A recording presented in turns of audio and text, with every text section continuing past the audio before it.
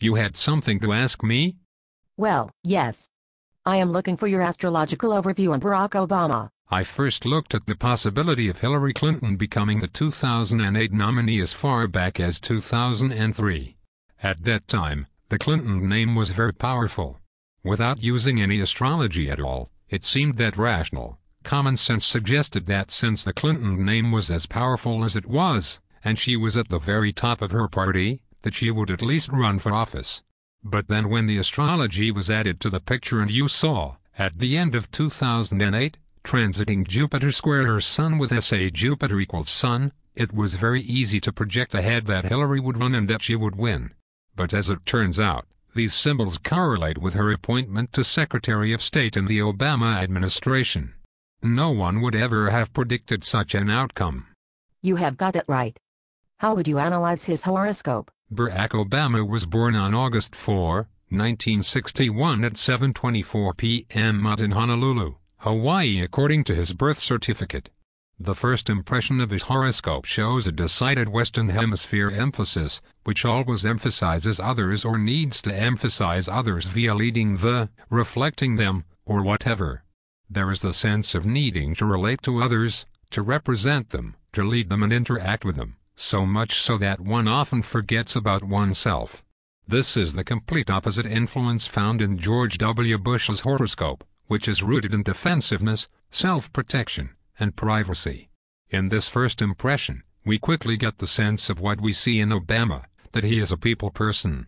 The last president to have a decided Western Hemisphere emphasis like this was John F. Kennedy. It is very easy to sense it in him. The Sun-Moon ascendant blend immediately captures what we have come to see in Obama. The Sun in Leo suggests a focal life energy that is centered upon pride, dignity, leadership and recognition. Neptune's square to the Sun adds idealism to this basic fuel, and it is to be used to serve others, symbolized by the Sun in the 6th. This focal energy expresses itself to others through the personality needs of the Moon in Gemini, where there needs to be wit, intellect, a need for diversity and typically verbosity. The written and spoken word need to be important here.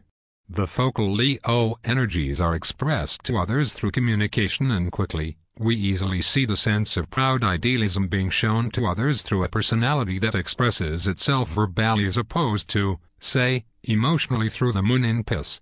It is easy to see this blend in Obama. And all of this expresses itself through the image of the Aquarian ascendant and its social, humanitarian image. With the ruler of the ascendant in the 7th house, we see emphasis and confirmation of Obama's sense of the other, in how he finds and loses himself. Obama's draconic Sun-Moon blend is Pisces-Capricorn, which shows the soul's identification with idealism, and that his emotional nature also identifies with the Capricorn austerity, ambition, and needs to make things happen. I am taking notes and learning at the same time. Please continue. Further refinements show Venus, in Cancer, at the Aries point. For those readers who are unfamiliar with the AP, it is another way of seeing 0 degrees of the cardinal signs. Any planet, angle, point, or midpoint within 1.5 degrees or so of the AP is or needs to be projected for all to see. Venus at the Aries point projects charm, beauty, and puts his need for relational, family security out front for all to see. I might add that Venus here is technically unaspected, which means that it is a dominant position in his horoscope, thus its symbolism of emotional security via the family channel in his life projected for all to see. Without any doubt whatsoever, the image of Obama with his family standing there on the night he was elected is already ingrained on the psyche of America. He is his family. Indeed, the pictures surrounding his app, Venus equals Moon divided by Saturn equals Jup divided by Mach equals Mer/Mech, suggests a cool emotionality expression coupled with career success and communicative, intellectual expressions out there for all to see. Whoa. You threw some midpoints in there. By now, everyone knows the story of Obama's upbringing. His father was a native of Kenya who married his mother, who was born in Kansas. They separated and divorced early in Obama's life. His mother remarried but died early in her life from cancer, and Obama was raised largely by his grandmother. We can see the familial tension in the horoscope clearly. The Moon in 4 is squared by Pluto, ruler of 10. This measurement, along with the retrogradation of Saturn, and Uranus conjunction to the nodal axis spells it all out clearly. The maternal influence upon the development of his individuality is emphasized because the father figure and influence is in the background somehow. Under normal circumstances, we would expect these parental difficulties to manifest in self-worth concerns.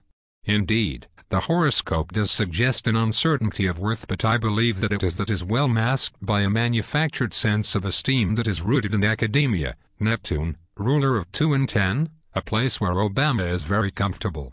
Yeah, he certainly doesn't project insecurity. Interestingly, the relationship index of this horoscope is weak.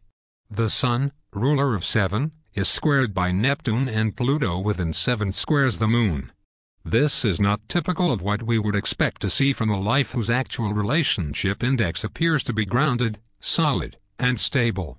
My speculation is that this relationship index refers more to business and professional relationships than personal, intimate relationships. It sure appears that way, that marriage looks to have been made in heaven. The success marker is reflected in ascendant equals Jupiter/Pluto and is echoed by AP equals Jup/Mach.